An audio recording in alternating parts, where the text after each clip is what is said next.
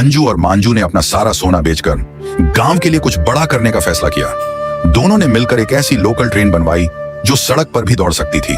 जैसे ही वो ट्रेन गांव में आई, पूरे गांव के लोग खुशी से झूम उठे।